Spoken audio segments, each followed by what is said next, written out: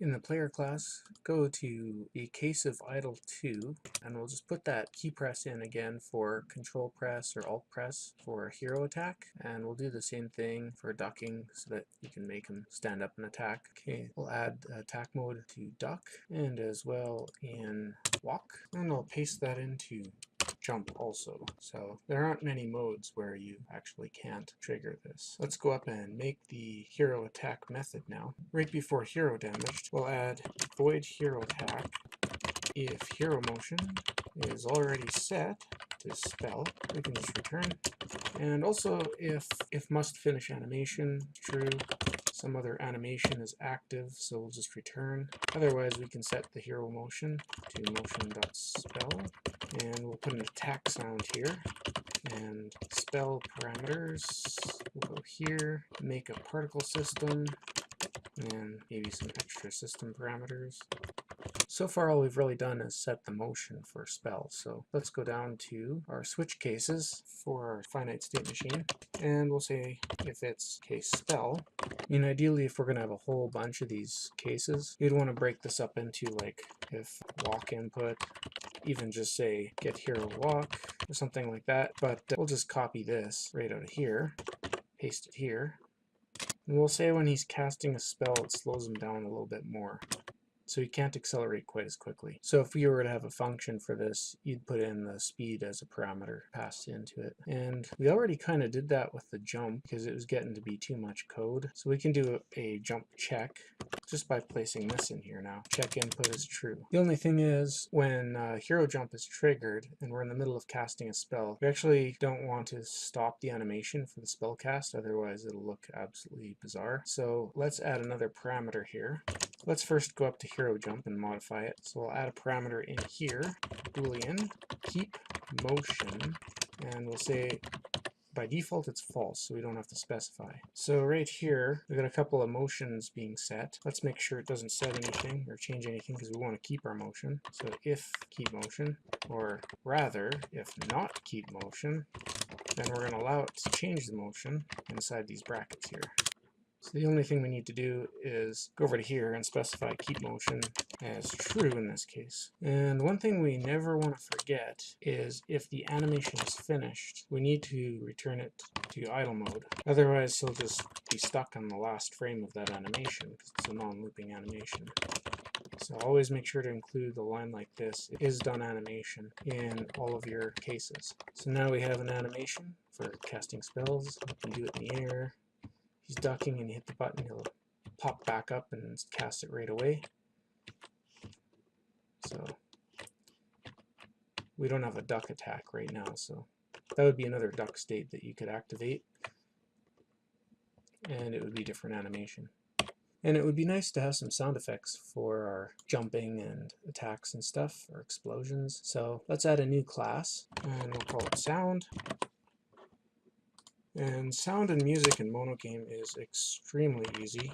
I just finished programming a Ogg Vorbis player with X Audio 2 in DirectX, and by comparison, this is much simpler. I'll just say static. I'm more or less just creating a container here for holding our sound effects and music and stuff that'll be reused throughout various classes, as far as sound effects go anyway. So we'll have a bouncer sound, jump sound, landing. Actually, let's resolve these. I'll just copy these lines. So we'll have jump one, bounce one, landing on the ground. When he gets hurt, it makes an ouch sound.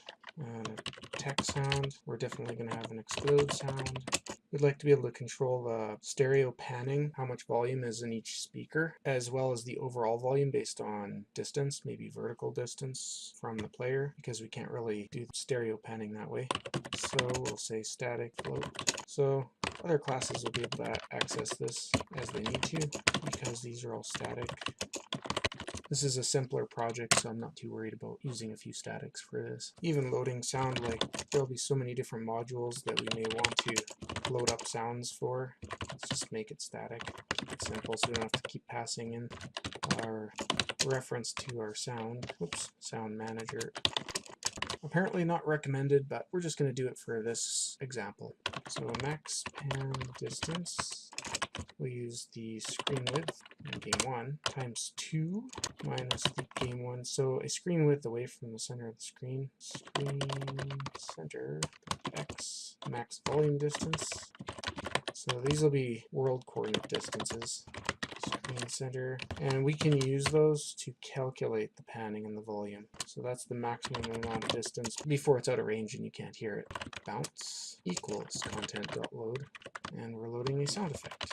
And we don't have our sound effect yet, so let's add a sound folder and then put our sounds in that folder in the monogame pipeline. So in here we could add new folder, sound, and then in here we could add our sounds. You can get Audacity off the internet, which is a fairly good sound editor, and use that to compose your sound effects. I'm not going to cover creating sound effects using Audacity in this tutorial. There are other tutorials on the internet to show you how to do that. Let us add existing item to that folder, and I've already created some monster characters, one I call cat or hellcat and one I call mouster, and they'll have an attack sound and an ouch sound. Cat has a chainsaw, so he's got a chainsaw hit sound, but our attack, bounce, explode, jump, landing sound, ouch. Landing sound should be relatively quiet, so I'll select all of those, open, use the same action for all selected. Now these are all contained in the sound folder. If you wanted to, you could organize all your graphics and stuff into folders, but you just got to remember to put the folder that it's to be loaded from as part of your name for your graphics, if you want to do that. Build.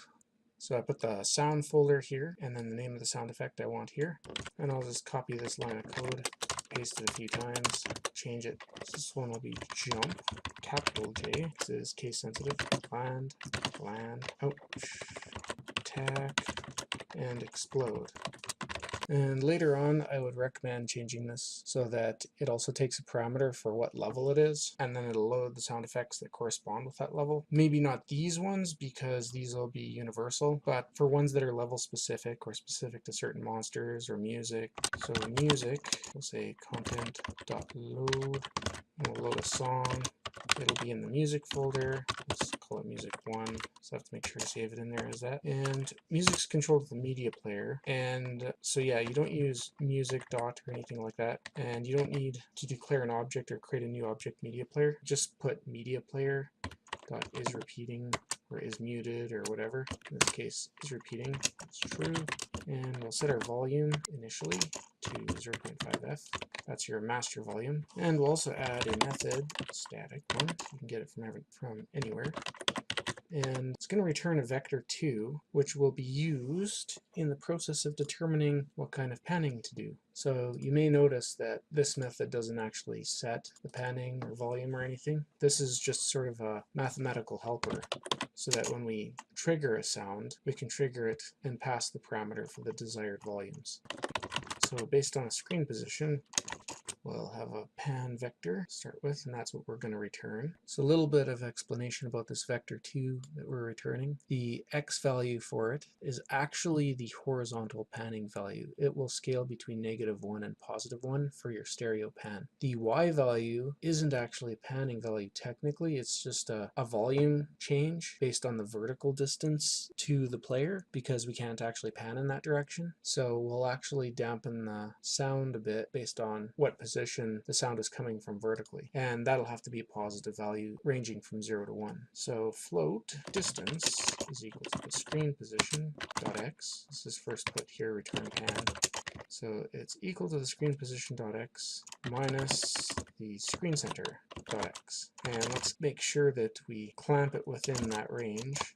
Max pan distance. Yeah, instead of using less than, greater than, I'm just going to go mathhelper.clamp distance negative sound.max pan distance, and the positive, or the maximum value it's allowed, is going to be sound.positive max pan distance. Now we got to normalize it by saying distance divided by sound.max pan distance. So that'll put it between -1 and +1. The problem though is that right now the further away the sound is, the louder it's going to get, and the closer it is, the quieter it's going to get. So we need to invert that value. So we'll say if pan.x greater than 0, pan.x is 1 minus pan.x. Otherwise, if pan.x is less than 0, if it is 0, then we're just going to leave it, obviously. Then it equals -1f minus pan.x. Yep, that would do it. So we'll use distance again, and we'll get the y distance this time. Screen position.y minus game1.screen center pan.y, and we can clamp that too. And I just copied this line down to this. Oh, this should be 1f, negative 1f. Let's normalize the y value based on volume distance. Oh yeah, these can't be max pan, these have to be max volume, so change those to volume distance.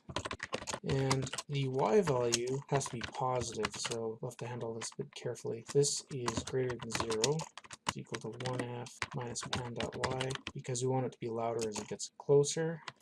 Less than 0, then pan.y, negative 1f minus pan.y. So far exactly the same. However, we're going to say if pan.y is less than 0, which can't be, we'll just invert pan.y equals negative pan.y. Make sure it's a positive value. And that should do it for panning. And we just need to make some music and throw a music file in there.